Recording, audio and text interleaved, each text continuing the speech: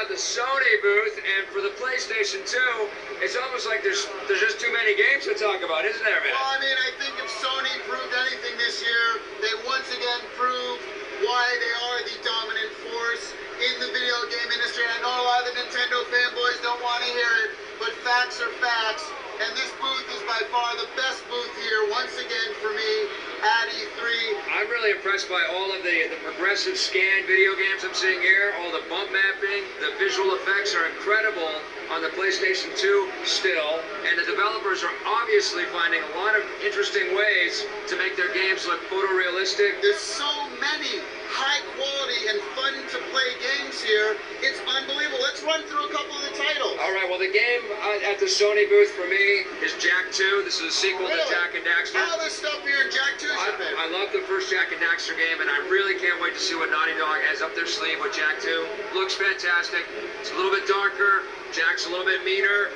Cool weapons, cool characters. I gotta talk about Medal of Honor Rising Sun. That's beautiful as well. This is a PlayStation 2 game that is going to absolutely push all the limits. Awesome online play in Gran Turismo 4 now. Incredible stuff. Speaking of online play, Final Fantasy 11. With the hard disk drive for Final Fantasy 11 as well. They're finally going to release that. I'm talking Lord of the Rings, Return of the King. That is one of the best looking PlayStation 2 games I've ever seen. Can you believe this? I mean, we're talking movie quality visuals. And 2 players simultaneous. Awesome. I was... Rise to Honor. Yeah, Jet Li's game. This game came out of nowhere. Jet Li starring in the game. You can run up walls and shoot guys. You use the right analog stick to do a lot of the combat maneuvers and stuff. There's multi-character fighting. All of the EA Sports stuff. Yes. Looks incredible.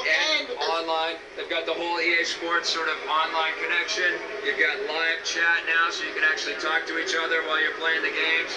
They also have all kinds of tracking. They're going to be doing tournaments. Don't forget 007, Everything or Nothing, or Nothing for Everything, or Something for Nothing. You don't get anything for nothing. I don't know what it's called, but it's one of those, and it looks amazing. The new James You're Bond rappelling game. down the sides of walls, shooting people. The Hulk is on PlayStation 2, looking pretty cool. He's green. He's green and mean and busting everything. Prince of Persia. It's That's back. I don't know where. The very first game I ever worked on was Prince of Persia, and here it is, 15 years later. It was developed by Ubisoft Montreal, same group of people that put Splinter Cell out. Very apparent that they're using a lot of the same technologies, a lot of the same skills. Now, you love Jak II, but what about Ratchet and Clank? I'm looking forward to that one too. Commando or Commando Underpants or something. Going Commando, yes. I loved the first game, although I thought it was a little less organic. I thought it was a little bit too by the numbers. Got more RPG elements this time around. Yes, this time you're going to have a little bit more fun beefing up your character. We got a new Siphon Filter game, which looks A unbelievable. new Maximo. Now you've got sort of counters and all kinds of really cool combo points coming up when you're hitting on the enemies. It's a lot darker this time around, a lot more cinematic feel, and not as hard as the first game, thank God. We have a new Batman game coming out this year. We are keeping our fingers crossed that Batman, please don't let us down. Come back. Come back. I know that Jim Lee did the final boss art. I'm really looking forward to that one. And to Ubisoft, they've been doing really well. Fingers crossed. Please, don't let me down, Ubisoft. Hey, I bet you're psyched for Real Fishing 3. Oh, yeah. I've got 4 copies reserved. I can't wait for that. He hates fishing games. I love fishing games. When are they going to make a sleeping simulator? That's what I want to know. Fishing games are fun. No, you know what I want? I want to play is that downhill domination, mountain bikes. Mountain biking, you're kicking people off. It looks great. Don't kick Sorry, man. It looks so much fun. Yeah, that's going to be really cool. Wait, Tomb Raider, Army of Darkness, showing here. I don't know. It's playable. It's got control problems. It's got big breasts. It's got control problems. It's got big breasts. Control problems. Splashdown. A new Splashdown game. Metal Gear Solid 3. Very good looking game. Unbelievable. Yes. They're showing video. We can't play it yet. Speaking of 3, Silent Hill 3. Oh my God. How about Castlevania? Yes. That's unbelievable. Yes. Could be the Devil May Cry killer.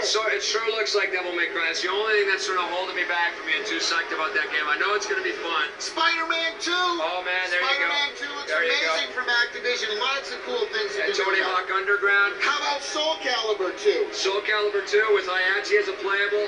Kill Switch! Right. Remember Kill Switch or Namco? You do all this behind the walls. There are sure a ton of those sort of dead-to-right style, action-based third-person character games. Really went crazy. I was very happy to see SOCOM 2. They're going broadband only on this one. That's right. And you can call in airstrikes in this game. Chat stuff's going to be better in this one, too. But one of the biggest announcements that Sony has done this time around for this E3 is they've announced their Sony Portable. That's amazing. Finally, amazing. A portable. It's going to run on mini DVD type things. We haven't seen it at the show. We haven't had a chance to play it. It's coming out next year in 2004. It's going to be an interesting year with Nintendo and Sony in the portable market out there, and Nokia in the N-Gage. What are you scoring this booth? I'm giving this booth, and I'm giving Sony's overall sort of appearance and presentation at E3, 9 out of 10. I'm giving it a 9.5. Well, that's it for PlayStation 2. When we come back, we're going to talk about GameCube and Game Boy Advance. Stick around.